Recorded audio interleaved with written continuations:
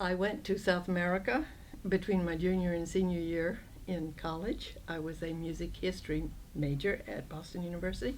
That meant European music, of course. And while I was in Peru at Cusco, looking over the precipice of an Andean mountain, flute music came up from the valley below. I could not see the person playing it, but the music was totally unlike anything I had ever heard before. And I suddenly realized, oh my God, I never thought about music anywhere except my own context. And I felt that's not right. Education should include at least mention, or I should have thought of it. And I thought, I have to try to do something about this. And that introduced me to what I discovered was ethnomusicology.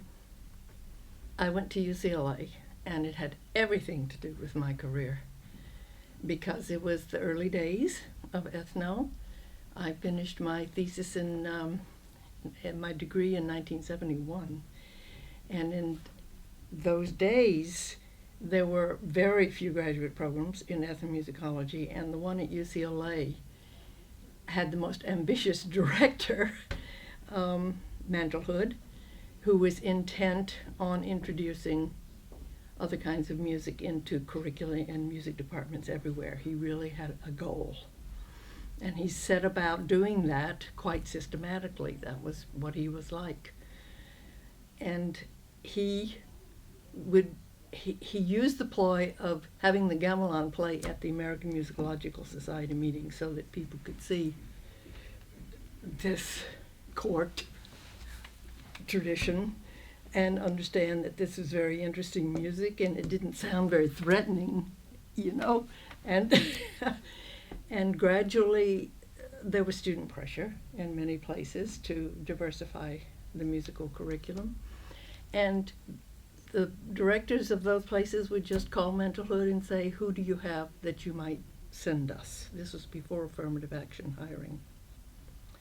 And he literally just placed his students, Bob Brown at Wesleyan, Robert Garfias at Seattle, William Malm at Michigan, Fred Lieberman at Brown. I mean, he literally, Lois Anderson at Wisconsin. I could keep going with this. And those became programs with graduate studies. And there it went from there. So my having been a student there in that era had everything to do with my career.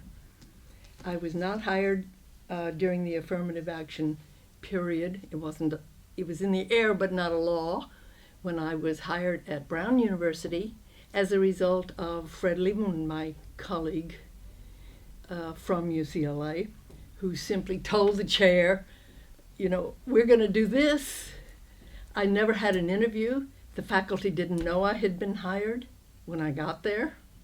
It was a little awkward, but that's the way it was in those days.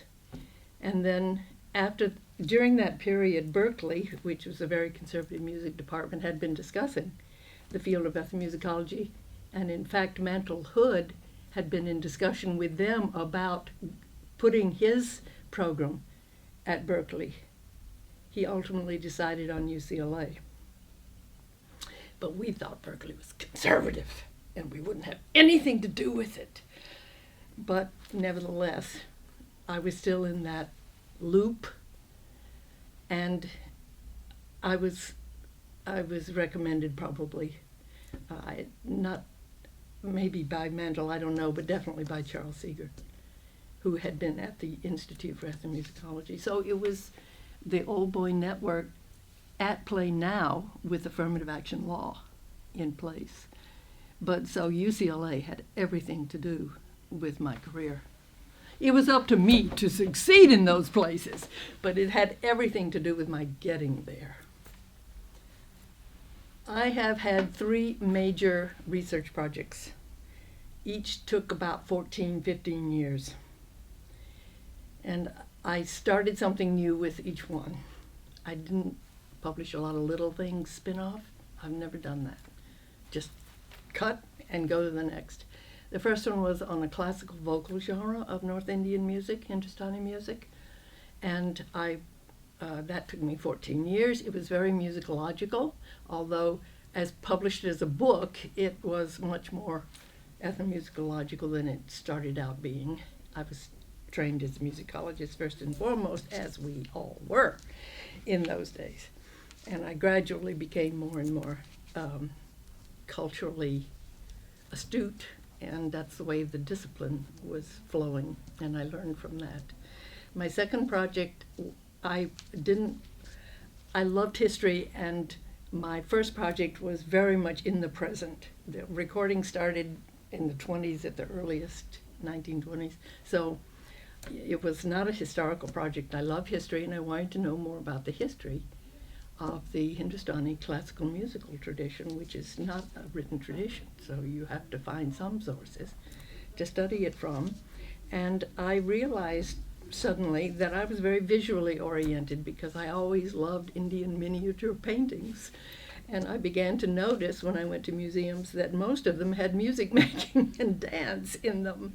And I thought, aha, maybe I can learn something about the history of the musical practices in the court culture at a period when Indian music in North India was changing very greatly because the Mughals were from Central Asia and the Persian sphere.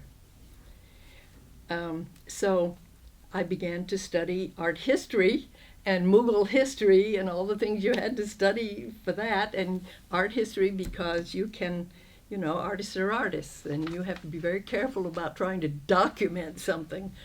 So it was quite an exercise, but I just love those paintings, and I still do. So that was my second project for 14 years. That resulted in a book, Imaging Sound. And then the third one, I had sort of a rupture in my life with cancer in the 80s, and I'm a survivor. But I decided at that time I needed to do, in case I didn't have much time, what I really wanted to do. And I had actually, through my travels early on, in the 60s, spent 11 months in Japan, and I had studied Japanese traditional music, the koto, and I decided I want to go to Japan. I want to focus on Japan. So I had to study language, I had to study the whole thing all over again. So my third subject was on Western music, and particularly on composing in Japanese musical modernity, because everybody else was studying traditional music, and I thought, what they really are interested in here is Western music, and we should really be studying what they're interested in. So that did it. We need it every day more and more, because it teaches us to value and to understand and therefore value diversity. Diversity of thought, diversity of practice, diversity of values, diversity. We are living so closely together whether or not we want to acknowledge it. And people fear what they don't understand. Fear is with us, inculcated more by some than others, but it is with us. And the way to combat fear is knowledge and experience and understanding. And music is a wonderful way to do that. And I want to study music.